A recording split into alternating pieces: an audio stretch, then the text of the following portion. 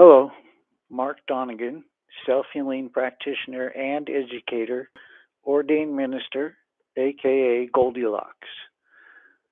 I hope my camera doesn't mess up. I see it's in there on the bottom. I don't want to touch it. Um, but yeah, Sunday check in. Um, I'm doing okay considering the med cuts my doctor is putting me through. I don't know if I spoke on that. I don't even remember where I spoke on. Still coming out of a surgery haze, and again with my freaking med cuts from my pain med doctor, just freaking brutal. Um, but then on the other side of it, it's like it's cleared up my brain enough to end. And the pain's still changing so much, but it's made me very clear that because I'm going numb in my arms, I probably spoke on that as well. But that's continued to get worse. So and other symptoms that related to thoracic damage. Like he told me when he was inside me on my bottom that I had a lot of arthritis because all my discs got smashed. See, I already knew that because most of the discs had disappeared, and that's this problem I'm having in the thoracic. And I've been demanding that surgery for years as well. So I'm back in that place demanding that surgery or death. um, and it'll bring me death anyway. So um, I don't think my surgeon's going to fuck around. I see him in 2 weeks, and I'm going to tell him to put me on a schedule for that thing. I'm training for it best I can. I'm like walking. I can do a couple blocks with a lot of pain, and I have to stop. And it's kind of weird. Like before, I was able to walk kind of normal with no gait problems. If I really concentrated and stuff. And it's like again, bringing my pain meds down. I know now that my knee needs to be replaced. We knew that before, so that sucker's aching. My hip is getting possible.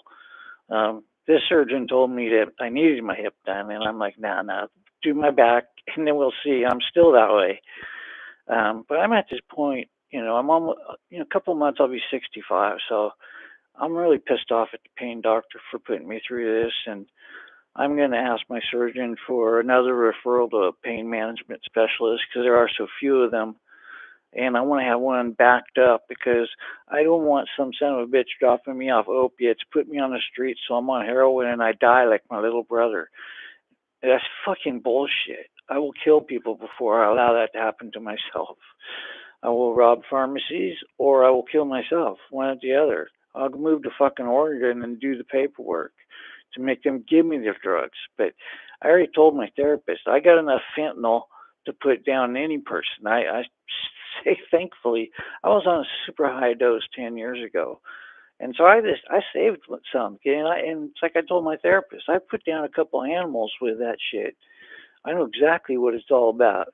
I was smoking fentanyl fucking 15 years ago. We used to call it the goo. I don't even know if they do it anymore, but it used to come in a patch with gel, and we take the gel out and put it on weed and smoke that shit. And it was just like smoking heroin. It was, worse than smoking heroin.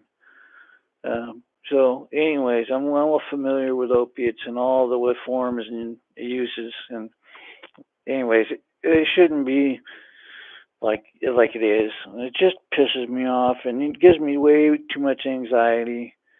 And people think I focus on my pain too much, and I basically go fucking jump off a cliff yourself, motherfucker. Basically, that's what happened to my body, and I lived through it. And I don't appreciate it a lot.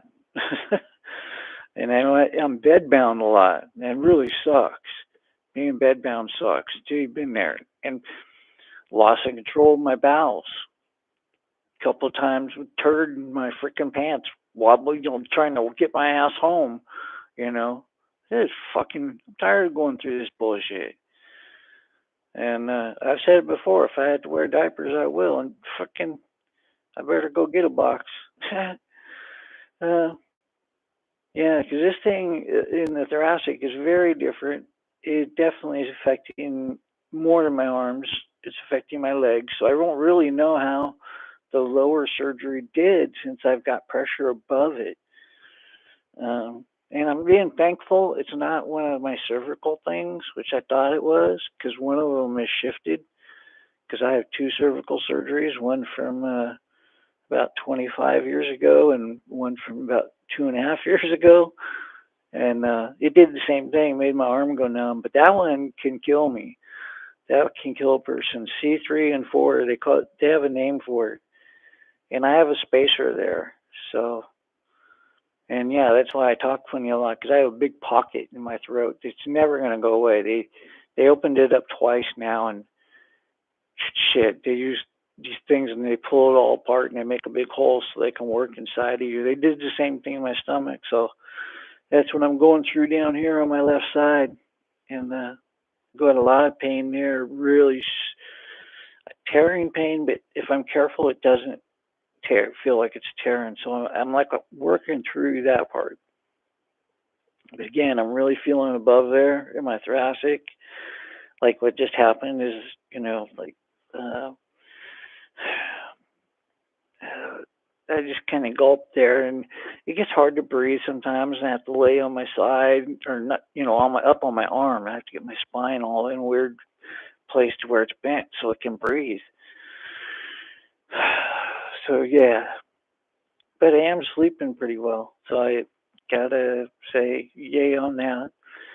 And medications are down like nothing. The only thing I am taking is some opiates in very twice a day dose, small dose. So we'll see what goes on. I think he's going to move me down to 1 and none. This guy thinks I'm like fixed.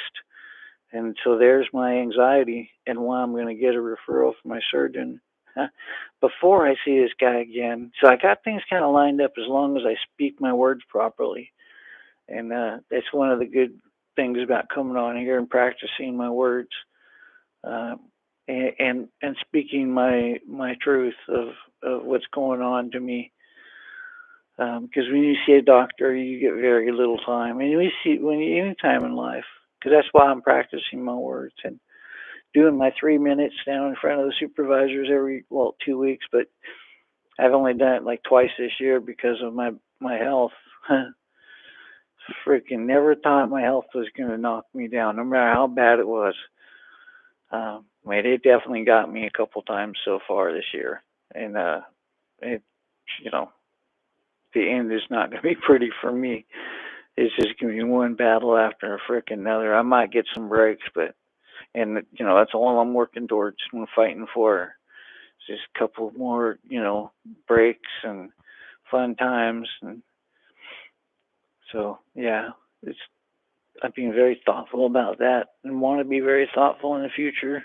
So that's about all I got to say. It's my check-in. I'm doing pretty decent despite the fact that I feel under pain medicated. And but at the same time, I appreciate having some clarity because yeah, I get really dizzy with this. The dizziness was supposed to come with these other injuries. And now it's finally coming. It's coming like a freaking brick. And yeah, I've probably fallen a few times, but I ain't telling nobody about it. And yeah, getting in and out of the bath, it's just like I never thought it was gonna be this way. I'm gonna have to ask him to put fucking bars in. It is what it is. I'll do whatever I fucking gotta do. Um, so that's me. Hope you all have a good Sunday and not suffering as much as they make me. And I know one of my buddies is always suffering like me, uh, and yeah, that's another thing. They want to put me on that stupid stuff. They put people off opiates, and they got a few friends on it, and they walk around like they're in a fucking haze. And I'll never do that, and I'll never do antidepressants, either one of them. And I'll never do them. I'll make them give me death drugs before that. So then that is my truth and my peace. So fuck anybody that's got a problem with it. Peace out. Live your life.